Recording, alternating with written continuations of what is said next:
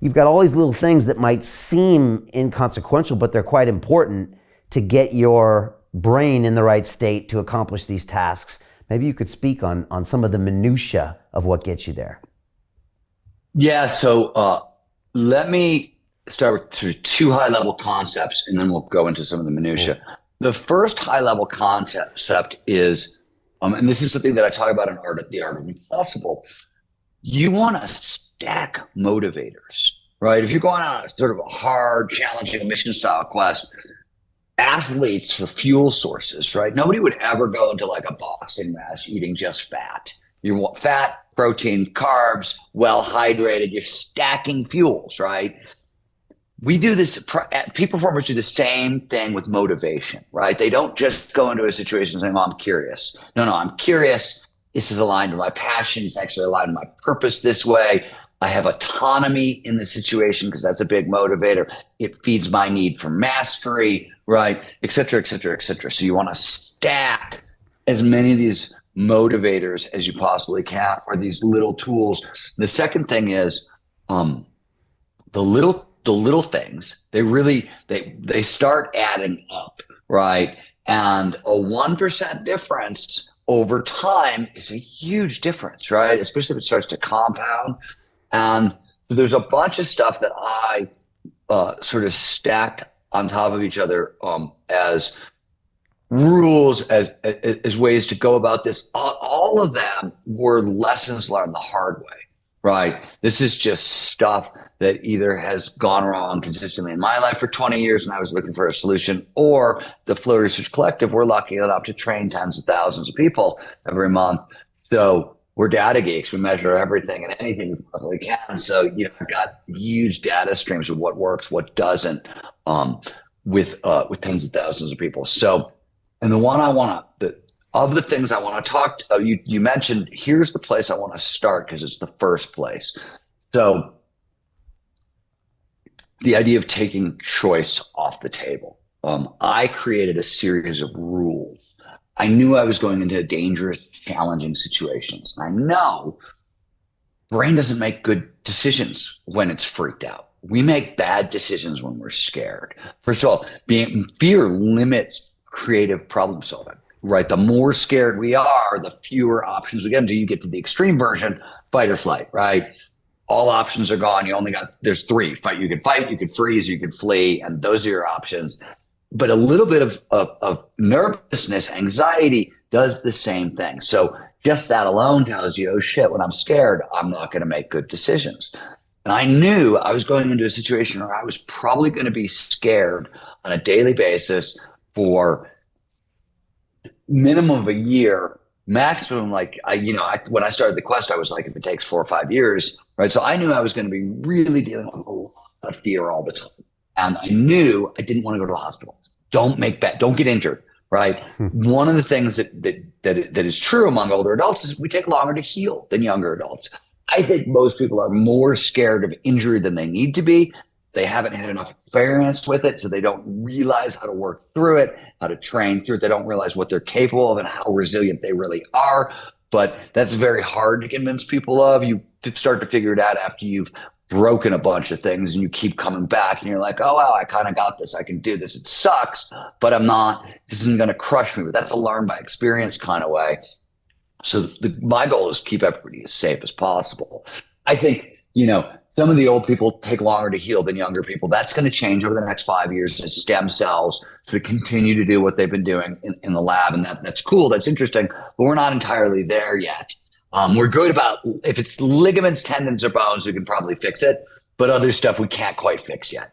But my point here is I have rules governing my behavior in scary situations. I have rules for when I want to go, right, and try this thing, and I have rules for when I'm not going to go and try this thing. And we can talk about what those rules are, but the place I want to start with sort of all this is create a set of rules for yourself that governs your behavior in situations where you're not going to make the best decisions. And you're not going to make good decisions.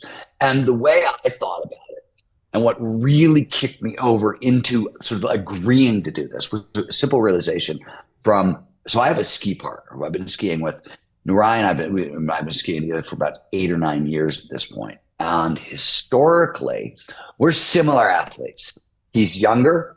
He's a better athlete than me. He was a former sponsored athlete. I was a guy who chased professional athletes around mountains. I wasn't one. So he's a better athlete than I am. There's certain things I'm better at on skis, many things he's better at. But what I started to notice is that, with a couple of exceptions, if he could do something, I can do it. We have similar ski styles. We have similar body types. We have similar terrain preferences. We have similar, our bodies like to do similar things in the air even, and things like that. So I was like, there are exceptions. Like, he can do shit that I can't do tricks wise, and like never make decisions if your ego is telling you to make decisions. That's one time I always back off. So when I see Ryan do something that I know I can't do, and my ego's like, well, try it. I know I want to try something mellow or right back off from that. But so that was my go signal. If Ryan can do it, I was going to do it. And the reason it was so easy for me to accept is I realized that if Ryan does something and I don't do it, it haunts me. It sticks with me. It'll bug me. And it'll bug me up until I do the thing, right? Up until I try the thing, I'm going to be bugged by it. And I realized that one moment of fear trying the thing versus like 6 to 8 months of getting in my head and feeling like, wow, you didn't do this thing that you should have done, and now you got to do it, and making it bigger than it is and all that stuff. And I was just realized, I was like, I would rather be a little uncomfortable in the moment and have to live what the voice in my head is going to do to me for like until I solve this problem. And that was the trade-off for me, because it's not like when you geezer yourself, right? When you're like, yeah, you're too old for this shit, or don't try that, that sort of stuff. That has an impact too. That's what ages us prematurely in a sense. So there's consequences on either side. And you want to learn, in my experience, you want to learn how to play safely in dangerous terrain, not just walk away entirely. Unless, there's certain situations where I'm just like, no, that's no longer, I don't have to go to a war zone anymore. Been there, done that, seen it, like, don't need to do that ever again, right? Not a trap. Some things are like that, right? Where there's but with the NAR style quests, with these quests that we've been talking about, I think you want to look for something that's tied to unfinished business. I don't know if any of the stuff you do works that way, but for me, skiing, for a bunch of stuff, I had unfinished business, right? When I set out on this quest, there was stuff that I had left to do, and it was about, can I accelerate my way through that? And I think that's another, important motivator to sort of stack in. That's one of the other things. I'll stop there. We can go in any direction. So Jim Rickards has just recorded a video that's not available to anyone in the public, and he's going to be talking about how this upcoming recession is going to be fast, it's going to be bloody, it's going to be nasty. But at the same time, he's going to show you how you can position yourself to profit from all of this chaos. Now, we've made this video only available to our viewers. Go to londonreal.tv/Jim. Watch that immediately. I can't say enough good things about Jim Rickards. He understands the global economic system better than any guest I've ever had on London Real.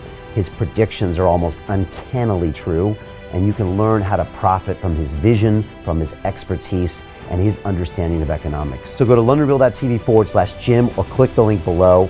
It's an excellent, excellent look on what's going to happen in the future and how you can position yourself to profit from that. Jim is one of the best in the business, one of my favorite guests on London Real, and he's very, very good at predicting the future and showing us all to profit from it. So click the link, and I hope you enjoy. The greedy bankers are about to do it again. In 2008, they crashed our financial system and nearly bankrupted the entire global economy. Then they received trillions of dollars in government bailouts. And after, they demanded fat bonuses paid for by you, the taxpayer. It turns out the banks haven't just been screwing the American taxpayers, they're also screwing over their investors. Turns out the banking industry is the worst place you could put your money, despite enormous taxpayer bailouts. Now the bankers are back to take away your financial freedom. They lie and tell you that cryptocurrency isn't safe. They try to make it illegal for you to choose how to invest your hard-earned money. They lie and say cryptocurrency is used by money launderers and criminals. But look at the record. It's the banks themselves that launder hundreds of billions of dollars every year to the biggest criminal operations in the world. Leaked documents have revealed how some UK banks have helped criminals, money launderers and Russians under sanctions. American authorities discovered that the Sinaloa cartel moved $881 million through HSBC accounts as bank officials turned a blind eye to the illegality. The bankers lie and say cryptocurrency is not a real investment. Meanwhile, the smartest CEOs in the world are buying billions and billions of it. The truth is that banks lie about cryptocurrency because it makes them scared. The banks take $9 trillion per year of your hard-earned money, and they are worried that they will finally be exposed. They're scared because crypto means they can no longer control your money, which means they can no longer control you. They are scared because you might actually understand your money and intelligently decide what to do with it. Now is the time for us to come together, fight back, and take control. It's time to educate ourselves, our families, and our communities. Because financial education means financial freedom. We know that cryptocurrencies will help us build the new decentralized financial system of the future. A banking system that is of the people, by the people, and for the people. A banking system where access to finance is a fundamental human right.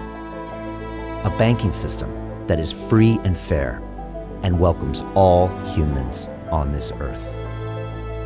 The DeFi revolution is happening. We, the people, can no longer be fooled. We choose to take control of our finances. We choose to take control of our freedom. We choose to take control of our future. Join us, and let's take back our financial freedom forever.